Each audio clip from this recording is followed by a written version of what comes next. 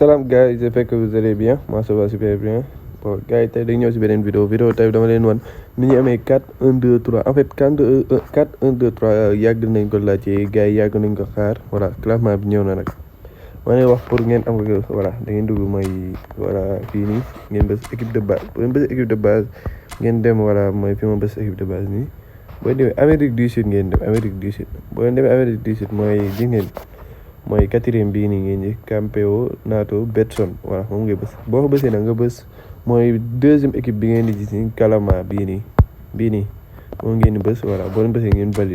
validé ba pare voilà ngeen dem voilà ngeen bës changer formation boo bësee changer formation nga bës par défaut nag boo bësee par défaut voilà ñëw na yaa ngi gis léegi xaar leen ma wal leen nga bës rôle yaa ngi gis milieu offensif yaa ngi nii ngeen di gis milieu offensif yi voilà gis ngeen classement baa ngi nii gars yi ma leen di wax nag gaaw leen ngeen dem ngeen tànn ko parce que xamoo leen nag fenn semaine fii ak fenn semaine bi day dañ wala et tout